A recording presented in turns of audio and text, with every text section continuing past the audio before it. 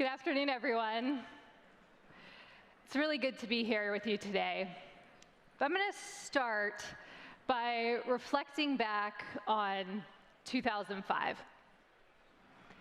So 2005 was when I landed my first job as a sales rep.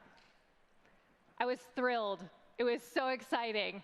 I had finally gotten to this place in my career where I was going to be there helping the customers, working with them, and hopefully making a lot of money.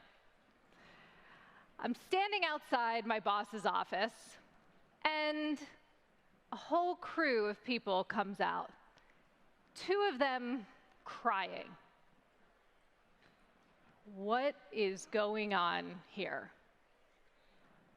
That was back in a time where we used to beat up our sales reps. We had people who were the high performers, and they were riding high, and they were getting all the accolades. Their names were in lights. They won every spiff. They were on the trips. And then you had the people crying. In fact, we used to have to do our calls in front of everybody else so that we could get called out for all the things we weren't doing correctly. I don't know if any of you experienced this or if you experience this today, but we have a feast and famine culture in most sales organizations. And what is this leading to? This is leading to 60% of sales leaders anticipating that their teams won't be able to hit quota. I was scrolling through my LinkedIn feed earlier today, and I actually saw another quote that said, CROs think only 6% of their reps will meet their individual quotas this year. And when you ask the reps, they feel like we're not meeting it either. There has to be a better way. I remember going into one of my last roles, and I said to the team, hey, show me our top performing reps. I want to get to know them and learn what they're doing, and is it working or is it not working? And so they sent me a list of the top performing reps, and they were at 80% of their number for the year, 82% of their number, 83% of their number. Not a single one of the reps in this organization had met their quota the previous year. But the company was doing well. The company had met their targets, and they were celebrating, and we have this vast, vast gap between the company winning and the sales reps suffering. And we see this all the time in tech and SaaS, where the growth is so high, yet reps aren't meeting their target. How can we leave them behind like that? Well, it's easy. We say, we set the target super high, and then they'll get further than they ever would have gotten if we hadn't set the target that high. But that doesn't work, because they're not with us. They're not creating that success. We're not a team working together towards this common goal. I did work at a company that believed this. They believed you set the target so high, and it was a top-down quota setting process. So I got the number for the team, and I looked at it, and I looked at it some more, and then I brought up some spreadsheets, and I did some calculations, and I couldn't figure out how we could get to the number. So what did we do? We actually reframed it. We reframed it to growth. If we get to 40% growth, that is going to be super successful. But we shouldn't have to do that. What if we changed the paradigm? What if we expected all of our reps achieved their quota? And we did our planning that way, and we built our organization that way. Melissa, no, we couldn't do that. We have models, and our model says that only 50% of reps can meet their quota. That's how all the numbers make sense, and that's how we don't pay out too much commission, and we achieve our target as a company. How does that feel to a rep, to come into an organization and say, like, we're betting against you? We have set it up so you have a 1 in 2 chance of meeting your OTE, of paying your bills, of sending your kid to university. How motivating is that for a rep? But it's what we do. So how did I get to thinking differently about this? I had a call about a year ago that kind of slapped me in the face, woke me up. I was talking to another CRO, and she said to me, "Oh no, Melissa, we do our planning so 100% of our reps can achieve their quota." And I was flabbergasted. I had nothing left to say. I just said, I don't understand. How does that work? How do you pay people? How do you not go under? And she said, well, we've organized it that way. We actually have a reverse buffer. So I'll explain what I mean by that, because not every organization does buffers, but if you do buffers, I'm sure you do it where all the reps have a target, and then the manager target is a little bit less, and the director's target is a little bit less than that, the leader's target is less than that, and the company target is less than that. Why do we do that? Because we are betting against our reps. We are creating scenarios where the company wins, but the people doing the hardest jobs don't win with us. What this organization does is they say, here's the reps number, and the manager has 105%, and the directors have 110%. They are betting for their reps.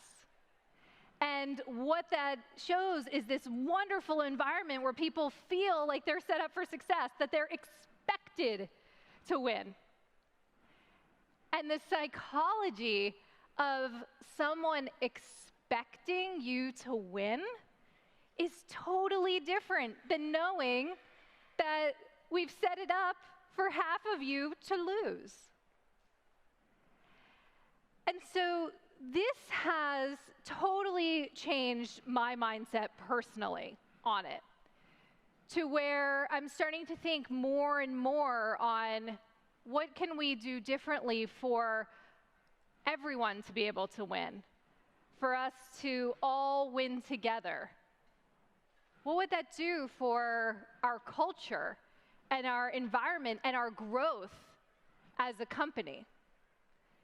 And so we start out by saying, invest in self.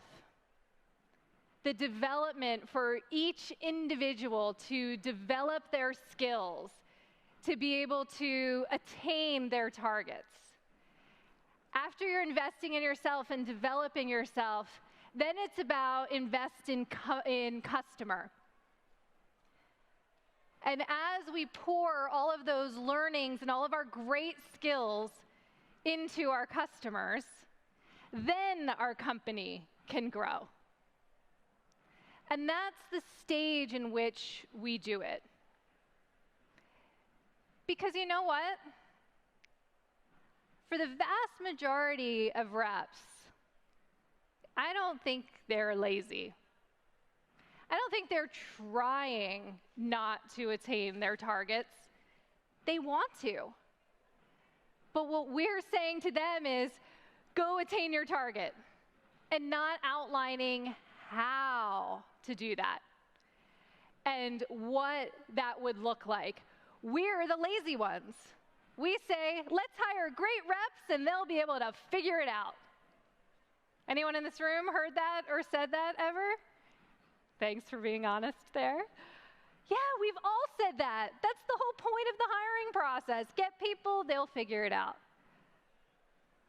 But why would we want them to use all of their energy out there in the deep end of the pool trying to figure it out when we're the ones who should actually be figuring it out? And that's where being a SaaS organization is a beautiful place to be. Because when done right, a SaaS sales organization is extremely predictable. It shouldn't be complex. It should be simple and straightforward. And a little secret is that just because you're selling SaaS does not mean you have a SaaS sales organization. So what does it mean if you're setting up or if you're in an organization that has a broken SaaS sales model? One is it's not predictable. You have this feast or famine environment of your reps. And when you have some reps blowing it out of the water and other reps who aren't, and this cycle of performance management and people leaving the organization, you can't have the predictable model that is kind of the cornerstone of being a SaaS company. So you want to think about land and expand. Sure, everyone in this tent has heard land and expand. But in a SaaS organization, how do you know if you have the right land and expand model? Well, there's kind of two choices. You are encouraging and motivating, supporting, compensating your reps for the $100,000 deal. Or you're doing all of that for $10,000 deals. In a land and expand model, we really want to create a system where people can get the $10,000 deals. Obviously, I'm just using those numbers for rounding purposes. But you want them to have as many deals as possible so that you're growing your customer base by which you can expand it. That one $100,000 customer may churn, may not have any growth left in it. And so you're not setting up this trajectory of being able to grow every single quarter and every single year the expanding customer base that you have. The second piece is pace. You want to create a system that has a fast pace.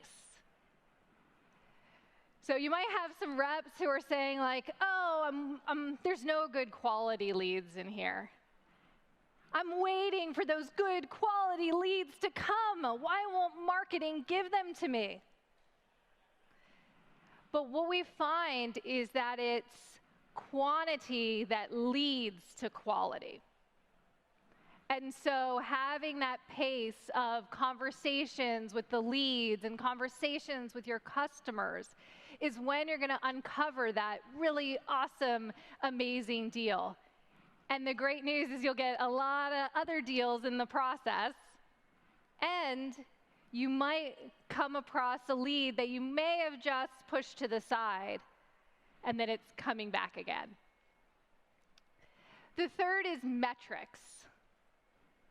When we think about setting up this predictable SaaS sales organization, it is all about the metrics. Because when you have land and expand and pace, it's the math that helps you to know whether you're on track or whether you're off track. It's not a big enterprise software where we're always talking deal by deal by deal. Because ideally you have so many deals that that's not the way that you manage them. So thinking about the metrics that matter, That can be things like pipeline velocity, or it could be things like the number of meetings that people are having. The key is that they are leading indicators and not lagging indicators. Because with the lagging indicator, it takes too long to figure out that something isn't going right. So if you're measuring win rate, for example, you're not going to know that you're behind on your win rate till the quarter closes. And so that's too late to make the adjustments and pull the levers that are required to get back on track. And then the last piece in the scalable SaaS predictable model is the playbook. This gets back to what I was saying on, we tell people, go get your number, figure it out.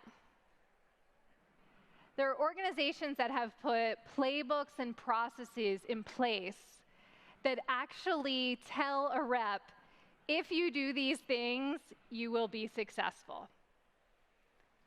And that is the way that we're able to enable and empower each rep to have success.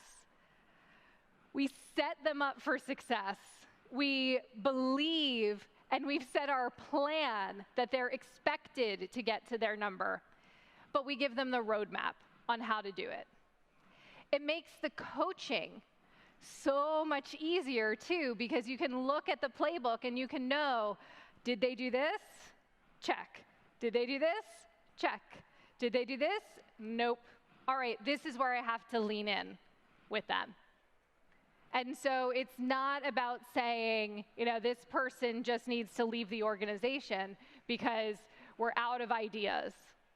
We're able to map it back to the playbook, and then we can constantly iterate on that. And because our great reps don't have to figure it out on their own, they're figuring out how to make it better.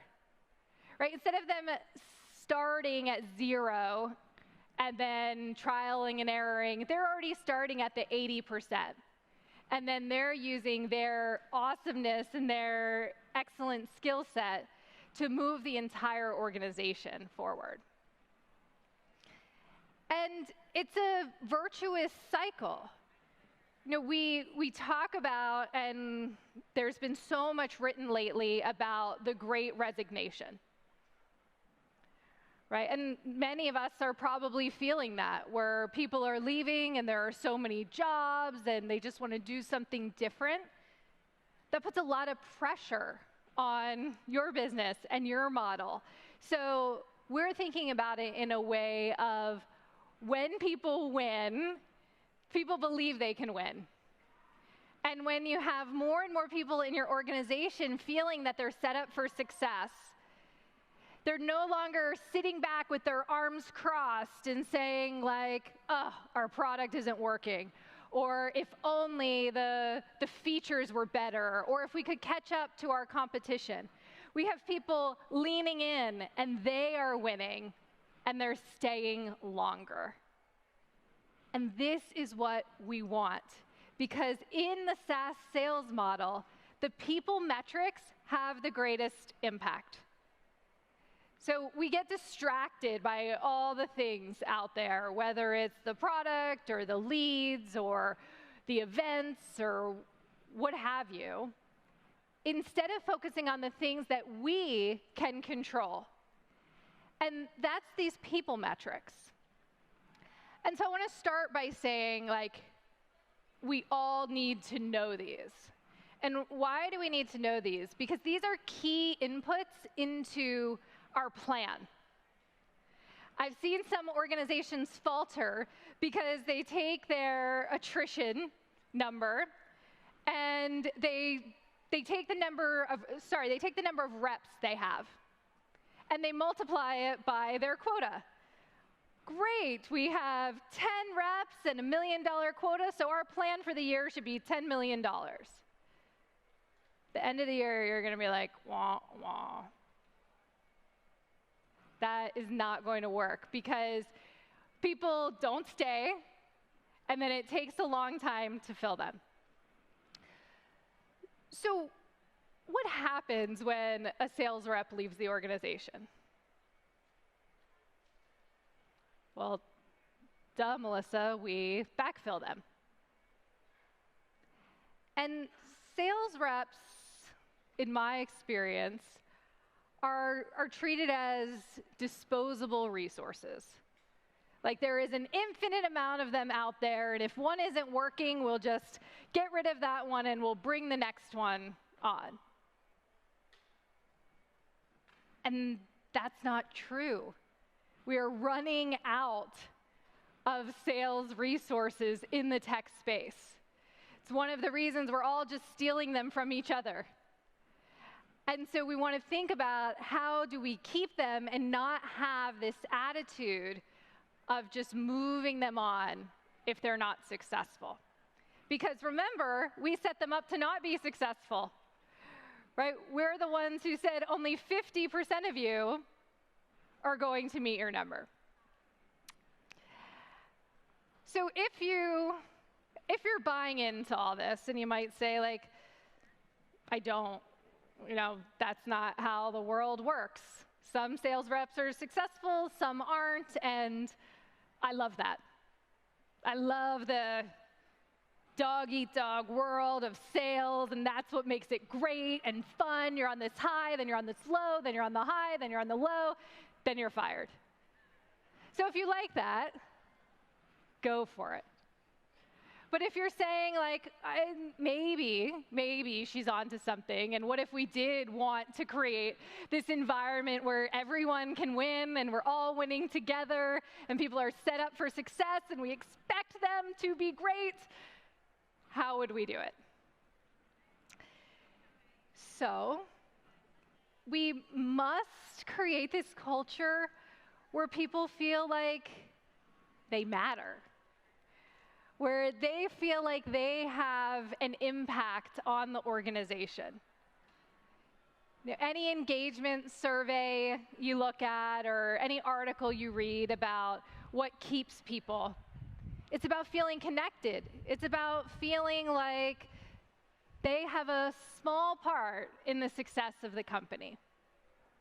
And so we have to do this if we want to keep our people and drive our business forward. And so I said at the outset that I'm new to this. I've only really been on this journey myself for about a year. I was the person that was beating up the low performers. You have to do better. You stink. You're lazy. So it's been a transition for me, I'll say. But so what are we doing at Hootsuite? Because at Hootsuite, we have made a commitment to this transformation. So much so that we have set a target as a company that we shout from the rooftops that everyone is aware of, a target that 100% of our reps meet their quota. We are far from that. When I came into the organization about a year ago, we had this old school environment that I was sharing about. And so every single quarter, we're measuring how we've been able to move the needle. And so we say, and every rep knows that my leadership team is accountable to 100% of reps meeting their quota. I measure it. This is the dashboard that I look at every single morning. Before I look at our bookings, before I look at how things are converting, I look at this dashboard.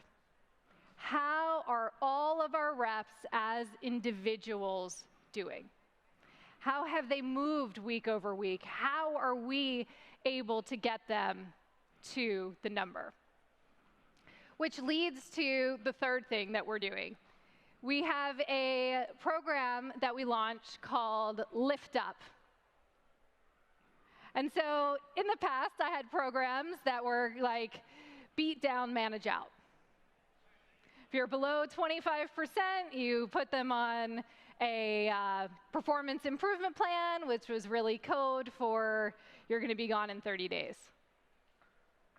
Instead, now we have this Lift Up program where any rep who is below a certain threshold get their managers together and we talk about what are the things prohibiting this rep from success.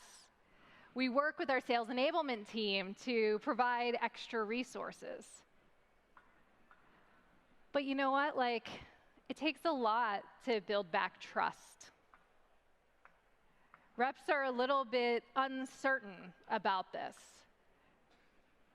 We tell them the Lift Up program is us putting our arms around you, giving you a hug, helping you out, getting you the support that you need so you can lift up and win with all of us.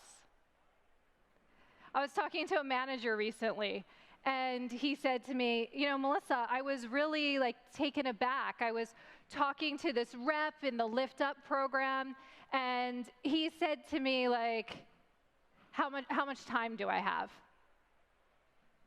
Because that's over the years what had been beaten into him, that this was just another code word for you're on your way out.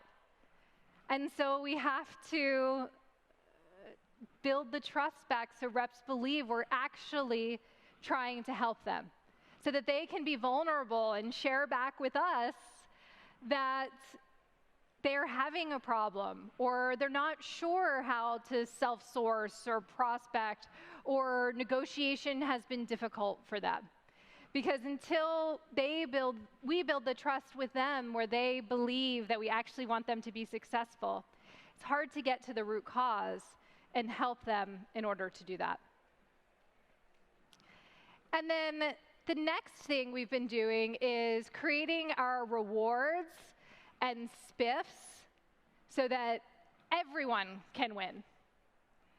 So a lot of times in the past history that I've had, we've set up spiffs that say the top performing rep gets trip to Bermuda, or they get a weekend away, or any of the things we put out there, but it's always for the top rep. Maybe we have segments, the top rep in commercial, the top rep in enterprise or EMEA, but it's always for the top. And in reflection on that, that's very exclusionary. You're competing with your friends and the people next to you, and there's only one spot for someone to be declared excellent. And so what we do is now we have all of our spiffs and trips set up to be everyone can qualify. So if you meet a certain threshold, you can be a part of it.